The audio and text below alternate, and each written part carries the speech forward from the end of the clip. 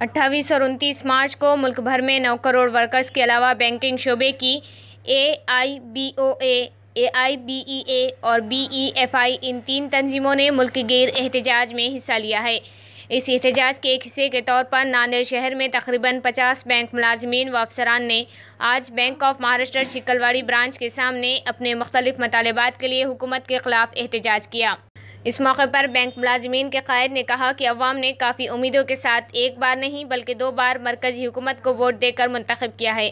अवाम की ऐसी तवक्को थी कि हमें रोज़गार मिलेगा, महंगाई में कमी होगी वगैरह जैसी तवक्कात अवाम ने हुकूमत से वाबस्ता की थी। ताहम हुकूमत ने अवाम को महंगाई का ज़बरदस्त झटका दिया। उन्होंने इस्तफसार किया कि कोरोना के हालात में गरीब अवाम की मईशत ठप हो गई और सिर्फ अमीरों की दौलत में इजाफा हुआ है। मोदी हुकूमत मुल्क में 135 करोड़ गरीब अवाम के लिए काम कर रही है या सिर्फ मुल्क के 2 बड़े अमीरों के लिए काम कर रही है। वज़ीर मालियात निर्मला सीतारामन ने गुज़िश्ता बजट में IDBI बैंक के बशमूल दीगर 2 नेशनलाइज बैंकों के खानगियाना किए जाने की बात कही। ताहम पार्लियामेंट के गुज़िश्ता इजलास में बैंक क़वायद में तरमीम का एजेंडा होने के बावजूद उस पर कोई काम नहीं किया गया। उन्होंने मज़ीद कहा कि मुल्क की 5 रियासतों में असम्बली इंतखाबात के नताइज आने के बाद मोदी हुकूमत की खुद एतमादी में इजाफा हुआ है और अब हुकूमत किसी भी वक्त बैंकिंग रेगुलेशन एक्ट में तब्दीली कर सकती है। इसके अलावा किसी भी वक्त मुल्क में बैंकों के खानगियाने किए जा सकते हैं। इसलिए सरकार के ख़िलाफ़ ये लड़ाई सिर्फ रास्तों पर ही नहीं बल्कि सोशल मीडिया के ज़रिए भी पूरी ताकत से की जाए। एहतजाज में नांदेड़ शहर व अतराफ़ के इलाक़ों के तकरीबन ब्रांचेस के बैंक मुलाजिमीन व अफसरान ने हिस्सा लिया। बैंक अफसरान व मुलाजिमीन में के एहतजाज की वजह से नांदेड़ शहर व ज़िले में स्टेट बैंक और इंडियन ओवरसीज़ बैंक के अलावा दीगर तमाम बैंकों का कामकाज ठप हो गया था।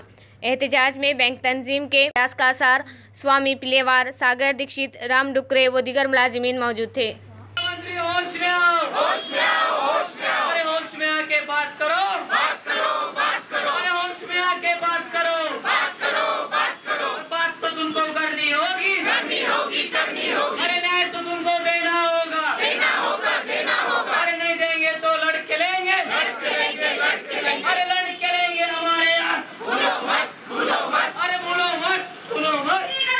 पहले मैं हमारे ग्राहक की माफ़ी मांगता हूं क्योंकि हमारी वजह से उनको 2 दिन का जो सर्विस देना है उसमें थोड़ा सा दिक्कत हो गई है उनके लिए। और हम हमारे लिए स्ट्राइक नहीं कर रहे बल्कि उनके लिए जो 150 करोड़ हमारे देशवासी हैं उनके लिए हम ये स्ट्राइक कर रहे हैं और उनका पैसा सुरक्षित रहे इसलिए हम ये स्ट्राइक कर रहे हैं। और जो अगर से बैंक अगर से प्राइवेट हो गई तो जो उनका जो राशि धन है उनका जो एक प्राइवेट कॉरपोरेट के हाथ में जाएगा और ये उस पैसों की उनकी गारंटी नहीं रहेगी। तो प्राइवेट कर रहे हैं बैंक और जो उनके पास तो बहुत सारा कॉरपोरेटर को पैसे देने के लिए माफ़ी करने के लिए पैसे है, लेकिन जो हमारे किसान हैं उनको माफ़ करने के लिए उनके पास पैसे नहीं। 9-9, 10-10 हज़ार कोटी कॉरपोरेटर के लिए पैसे हैं उनके पास और हमारे किसान के लिए 2 या 3 हज़ार करोड़ कुछ तो भी है। इसलिए उनके लिए उनके पास पैसे नहीं है इतने देने के लिए। और ये गवर्नमेंट चाहती है कि ये जो बैंकिंग सेक्टर है और दूसरे भी आज बहुत सारे यूनियन के जो है स्ट्राइक होने जा रहा है खाली, बल्कि अपना सिर्फ बैंकिंग इंडस्ट्री नहीं है, इसमें बहुत सारे और भी पोस्ट है ये LIC बाकी बहुत सारे जो पब्लिक सेक्टर अंडरटेकिंग है वो आज स्ट्राइक पे गए हैं और उनका एक ही मकसद है कि ये प्राइवेटाइजेशन रोकना चाहिए। और जो हमारे बैंक में जो है सफाई कामगार है जो प्राइवेट लोग काम करते हैं उनको परमानेंट करना चाहिए, इसलिए भी हमारा संप है। क्यों प्रॉफिट सेंटर नहीं है, ये एक सोशल सर्विस है। तो गवर्नमेंट को सोशल सर्विस देखना चाहिए बल्कि उनका फ़ायदा नहीं देखना चाहिए। गवर्नमेंट बैंक अगर से लॉस भी हो गई समझो तो ये बैंक जो पैसा जो है लोगों का है, गवर्नमेंट का पैसा नहीं है। तो अगर से लॉस में भी गया तो गवर्नमेंट को उसमें इन्वेस्टमेंट करके फिर से उसको रिस्ट्रक्चर करना चाहिए, ये हमारी प्रशासन से उम्मीद है।